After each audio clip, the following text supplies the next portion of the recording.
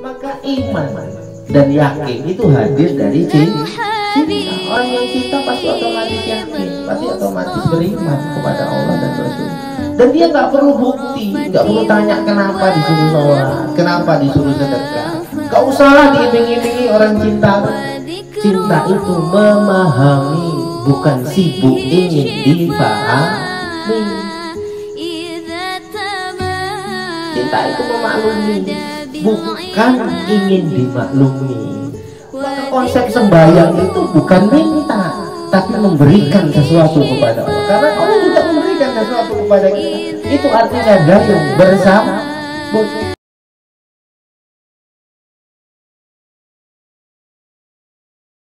Untuk menjaga sebuah jiwa tetap bersih harus selalu terkoneksi kepada Kanjeng Nabi. Kita nggak bisa kan bersihkan diri kita sendiri. Bersihkan siapa yang sudah pasti terjaga dari iblis? Rasulullah. Siapa yang terjaga dari korinnya sendiri? Rasulullah. Maka kalau jiwamu connect dengan jiwa Rasul, otomatis kau terjaga dari iblis, bahkan kau terjaga dari korinmu sendiri. Oh no bro, caranya jelas ya. Maka syarat terkoneksinya itu ya selawat. Selawat tanda cinta, bukan tanda karep akan sesuatu. Mutlak, pure, tulus, ikhlas selawat. Karena kau ingin terkoneksi dengan Rasul, karena bentuk cintamu kepada Rasul. Karena cinta itu bisa menghubungkan. Cinta itu kan goib ya. Maka cara berhubungan dengan Kanjeng Nabi itu ya juga dengan cinta. Karena cinta itu goib, tapi terasa di dalam diri orang yang memang punya. Orang kalau nggak punya ya nggak bisa. Kan begitu. Sama dengan berhubungan kepada Allah. Maka orang yang nggak cinta itu pasti nggak yakin. Orang yang nggak cinta itu pasti payah percaya, betul nggak? Kenapa? Dia sibuk cari bukti, udah ada buktinya pun karena dia nggak cinta, dia tetap menolak bukti itu. Kenapa? Karena dia nggak cinta. Udah terbukti Allah Maha begini-begini. Udah tahu Rasul, tapi tetap menolak bukti-bukti. Bukan karena ini, itu kan karena tetap berdalih menolak bukti-bukti yang ada. Kenapa? Karena dia nggak cinta. Kalau orang cinta tak butuh bukti, betul nggak? Orang cinta tak butuh bukti. Dari mana nih? Dari rumah mama. Oh, percaya dia. Tapi kalau tak cinta, sibuk cari bukti. Apa ya? Betul mama ya? Loh, itu namanya udah nggak cinta, maka nggak percaya. Maka iman dan yakin itu hadir dari cinta. Orang yang cinta pasti otomatis yakin, pasti otomatis beriman kepada Allah dan Rasul. Dan dia nggak perlu bukti, nggak perlu tanya kenapa disuruh sholat, kenapa disuruh sedekah. Nggak usahlah diiming-imingi orang cinta. Cuma ya Allah tahu nggak semua orang cinta, maka ada yang ayat yang mengiming. Tapi kita orang tarbiyah jangan begitu. Ya, itu kan sama dengan orang awam ya. Orang yang berbuat sesuatu karena sesuatu itu awam. Kita berbuat itu karena cinta kita kepada Allah, cinta kita pada Rasulullah. Dan kita nggak harus diperlakukan yang bagaimana. Orang cinta itu nggak nuntut kok. Orang cinta itu berkorban, bukan menuntut Cinta itu menjaga, bukan ingin dijaga. Loh, situ sekarang gimana? Cinta itu merawat, bukan ingin dirawat. Kalau cinta itu memperhatikan, bukan ingin diperhatikan. Kalau ingin diperhatikan, ingin dijaga, ingin dirawat, itu nafsu, bukan cinta. Sekarang yang aku cinta-cinta sama Allah sama Rasulnya ini gimana? Nanti masih ingin diperhatikan, ingin dijaga Allah, ingin dirawat Allah. Itu namanya nafsu. Cinta itu memahami, bukan sibuk ingin dipahami. Cinta itu memaklumi, bukan ingin dimaklumi. Cinta itu memberi, bukan meminta. Ayo. Apa yang bisa kau beri kepada Allah? Gak usah kau minta, pasti dikasih. Wong Allah cinta sama kau. Kalau kau minta itu dalam kondisi kalau nggak minta nggak dikasih, berarti kau nggak kenal Allah, betul tidak? Maka cinta itu memberi, bukan meminta. Kalau minta nggak cinta aja. Betul tidak? Nah, cinta itu memberi, artinya pengabdian sebesar apa yang bisa kau tunjukkan kepada Allah. Sunnah sehebat apa yang bisa kau ikuti dari Rasul. Itu cinta itu memberikan, bukan meminta. Ini kan kita sibuk minta. Memang udah apa yang sudah kita berikan? Nampak kali kita nggak cinta, betul tak? Udah ibadah pun cuma mau minta sesuatu dari Allah. Nampak kita nggak cinta. Kalau kita cinta, kita memberi, kita nggak pernah meminta. Nah, Allah pernah meminta. Allah memberi karena Allah cinta sama kita. Nggak situ minta pun diberi. Betul nggak? Nafas itu minta? Enggak, dikasih gratis. Betul nggak? Dikasih nafas, dikasih kerjaan, kehidupan yang sekarang situ jalan. Betul tidak? Kenapa? Karena Allah cinta, memberi tanpa berharap kembali. Rugi Allah kalau tanya-tanya ngasih kita ini. Sembayang pun nggak ikhlas. Rugi Allah itu. Cuma kalau Allah maha kaya, ya. Kalau Allah maha kaya, enggak, wis lah. Aku kalau gini-gini, saya udah upil sama kalau cuma ngasih ke lain. Betul tidak? Enggak, itu betul lah, itu menunjukkan Allah maha kaya. Dia memberi itu enggak harap kembali. Itu namanya cinta. Maka cinta Allah kepada kita tidak bersyarat. Yang sembahyang ya dikasih, yang enggak disembahyang juga dikasih. Tapi yang sembahyang sedang memberikan sesuatu kepada Allah, bukan meminta. Maka konsep sembahyang itu bukan minta, tapi memberikan sesuatu kepada Allah. Karena Allah juga memberikan sesuatu kepada kita. Itu artinya gayung bersama. Memberikan apa? Pengabdian. Ya Allah, begitu banyak nikmat sehat, nikmat nafas, nikmat mata, nikmat lidah yang masih bisa merasakan pahit manis getir asam garam, lemak manis, nikmat kaki yang bisa berjalan. Aku sujud kepada bukan nikmat yang lain-lain dulu.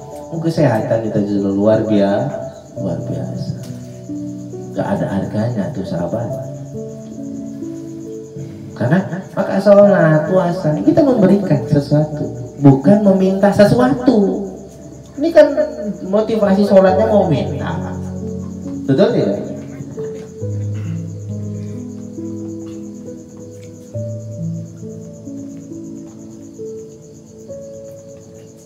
Cinta itu memberi, tidak meminta. Kalau meminta itu pasti nggak cinta. Maka orang kalau terlalu banyak permintaannya sama Allah, berarti dia nggak cinta. Kenapa dia nggak cinta? Dia nggak sayang. Kenapa dia sayang nggak sayang? Dia nggak kenal. Tak kenal maka tak sayang maka tak cinta. Kalau dia cinta berarti dia sayang. Kalau dia sayang berarti dia kenal. Dia tahu Allah. Allah nggak perlu diminta udah ngasih. Betul nggak? Itu Allah nggak usah. Maka orang angkat tangan itu kalau dia sifatnya memberi, memuji Allah, memberikan pujian kepada Allah, itu dia angkat tangan, bukan meminta sesuatu dari Allah. Malu pun dia minta. Malu, apalagi kalau tanya tingkah laku yang belum layak diberikan, itu pun masih diberi. Betul tidak? Masih diberi kita. Diberi hidup, diberi nafas. Malu pun kita minta sama Allah. Kalaupun harus diminta, ya ampunilah kesalahan dan kesilapan serta kelalaian selama ini. Itu udah pas, udah keren itu. Minta itu aja udah. Gak usah kakean cocok. Ya kan? Itu. Nah, cinta itu begitu.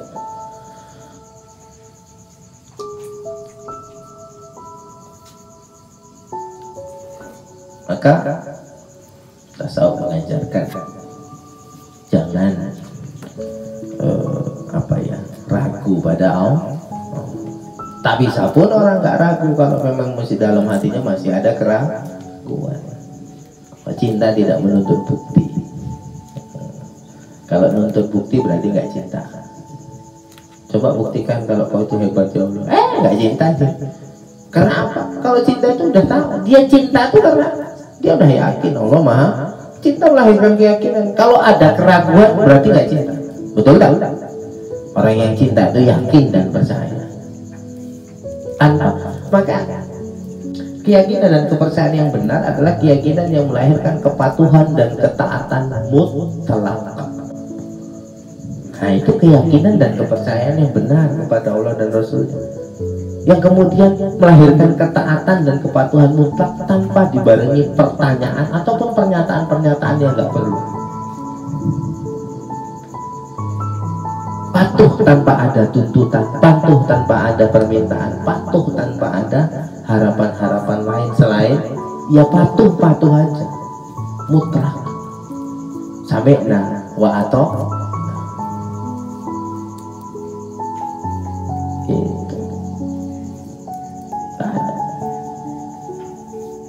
Kan kepatuhannya masih dibarengi tuntutan. Ya patuh cuma tuntut. Ya nggak salah sih. Yang dimintanya kan sudah pas, sudah sama Allah. Yang penting udah nggak minta kepada selain Allah. Tapi untuk meningkatkan kualitas spiritual dan jiwa kita ya jangan gitu-gitu tok ya. Memang kata Allah ya ud'uni, mintalah kepadaku, astajib lakum, pasti aku kabulkan. Itu maksudnya supaya kita nggak minta sama selain Allah. Bukan kemudian karena mintalah kepada Allah kan nyuruh kita minta, terus kakean permintaan sampai akhirnya gara-gara kakean permintaan itu menunjukkan situ nggak percaya kalau situ diurus Allah dengan baik. Betul tidak? Kadang-kadang permintaan itu menunjukkan tingkat minimnya keimanan dan kepercayaan kita kepada Allah. Seolah-olah kalau nggak diminta Allah nggak ngasih gitu. Betul tidak? Itu saja sudah berburuk sangka sama Tuhan. Sama Tuhannya pun dia udah buruk sangka, apalagi sama yang lain. Gawat manusia kayak gini. Cemana mau hidup nyaman? Betul tak? Sama Tuhan aja dia nggak percaya, apalagi sama aku, Ustaz Opo.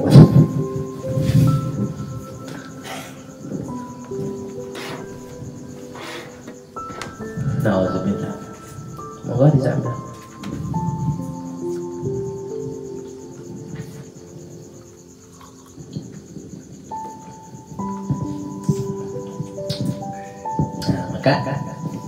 Kita percaya, kita yakin bukan karena kita tahu sesuatu. Ada bukti baru percaya. Itu kepercayaan nggak keren gitu. Betul tak? Kita mengetahui sesuatu maka kita oh ya pantas lah percaya. Itu nggak percaya namanya. Ya itu memang begitu, orang tahu kemudian ya wajar. Misalnya gini. Itu misalnya rumah gelap, Pak Wid masuk sana, masuk aja dia. Nah itu percaya dia nggak pernah masuk rumah itu, Pak. Itu rumah gelap kan, Pak Wid masuk. Perintah ini kan perintah, masuk aja. Itulah dia percaya. Kalau percaya nggak butuh bertanya. Tapi kalau Pak Wid masuk di sana itu ada emas setumpuk, itu percaya. Kemudian sergap masuk, itu percaya, itu karal, betul nggak? Iya kan? Paham? Ini kan bedanya ya. Kita percaya itu justru kalau orang nggak tahu kemudian dia berbuat, itu percaya. Tapi kalau udah tahu dia berbuat, itu masa dibilang percaya? Jelasin ini kan?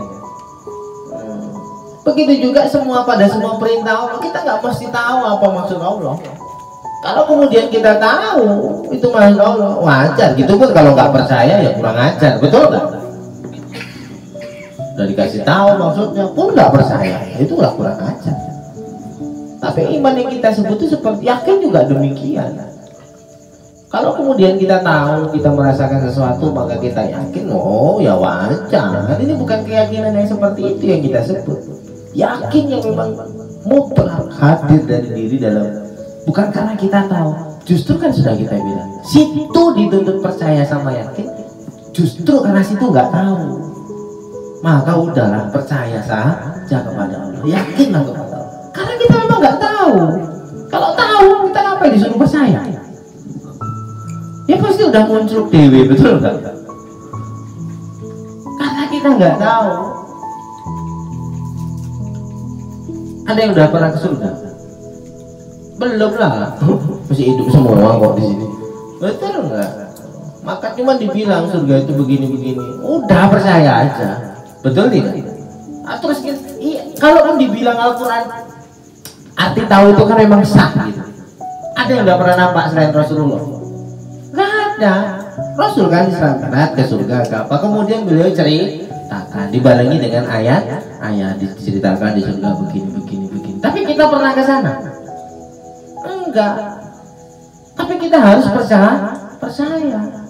Jadi kita percaya itu bukan karena kita tahu, kita percaya justru karena kita nggak tahu. Kalau tahu nggak dituntut untuk percaya, jelas ya.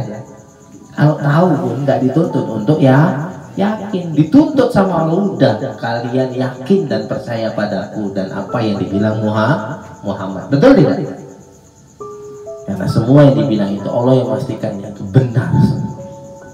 Sama dengan semalam cerita. Wahai hamba Allah Sipolan bin Sipolan, ketahuilah sesungguhnya mati itu benar, barzah itu benar, sebagaimana yang kau alami sekarang. Baru percaya dia udah masuk, betul tidak? Apa sih itu nunggu masuk dulu baru percaya, baru beriman kepada Allah gitu? Terlambat bro, ya kan? Oh ternyata memang eneng nunggar bangkiriku, ya Allah urip meneh nggak iso. Biar diotot turi ustad itu kayak cocok, betul nggak? Hah?